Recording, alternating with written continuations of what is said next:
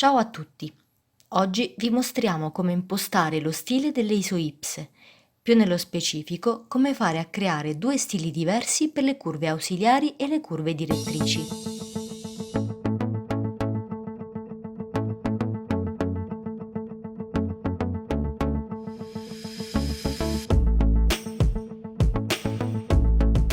Non è detto che tutti sappiano la differenza tra isoipse direttrici ed ausiliarie, per cui te lo riassumiamo brevemente.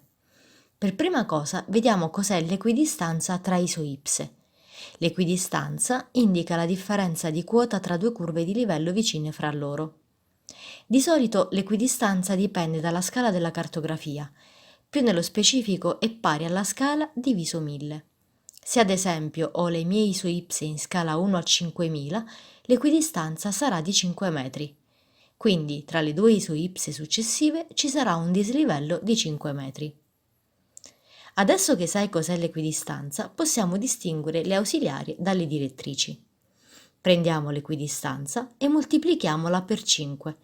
Nel nostro esempio, ogni 25 metri, 5 per 5, abbiamo una curva direttrice. Tutte le altre sono dette ausiliarie. Di solito le curve direttrici sono marcate maggiormente nella cartografia, mentre le ausiliarie sono più sottili, talvolta tratteggiate. Ovviamente noi non vogliamo fare questo lavoro di differenziazione a mano, ma vogliamo che QGIS lo faccia per noi.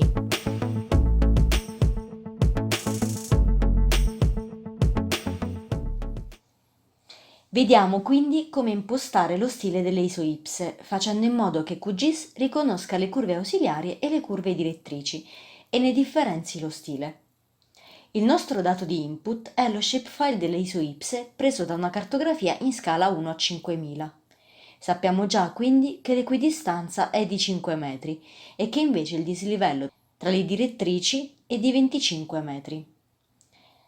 Per fare in modo da impostare tramite espressione lo stile delle isoipse in maniera differenziata per le ausiliari e le direttrici, dobbiamo avere un campo contenente la quota rappresentata da ciascuna isoipsa. Per prima cosa impostiamo lo stile delle direttrici. Apriamo la finestra delle proprietà. Andiamo nella scheda Simbologia e selezioniamo il criterio tramite regole.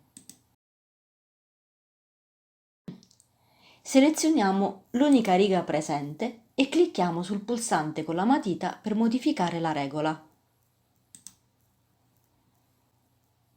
Cominciamo impostando lo stile delle direttrici. Inseriamo nell'etichetta la parola direttrici.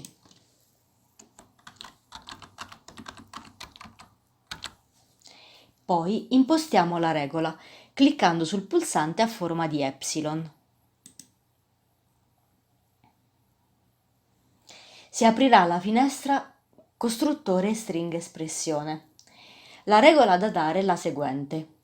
Una isoipsa risulta essere una direttrice quando la sua quota è un multiplo di 25 metri.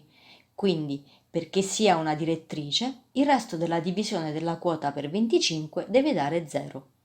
Quanto detto in QGIS si scrive in questo modo.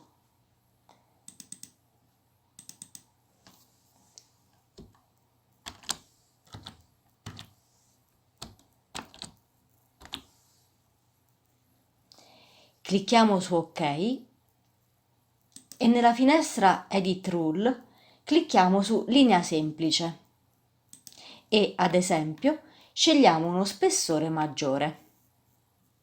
Ad esempio, noi scegliamo uno spessore del tratto di 0,5. Clicchiamo su OK e poi su Applica.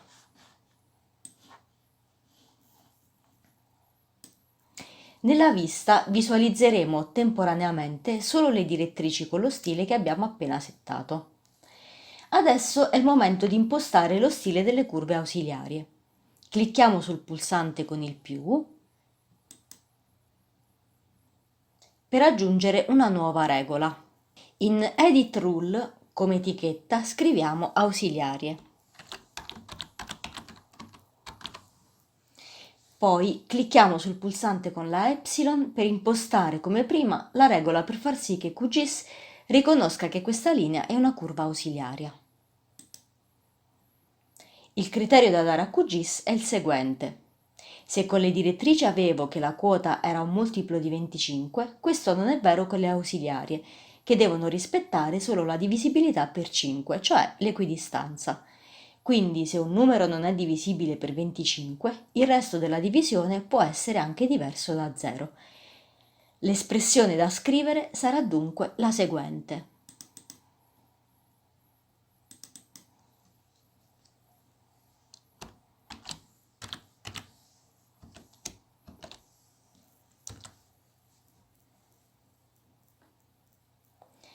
Clicco su OK e, come prima, scelgo lo stile da dare alle ausiliarie. Per rendere ben distinte visivamente le ausiliarie dalle direttrici, le disegniamo con un tratto molto sottile, uguale a 0,16.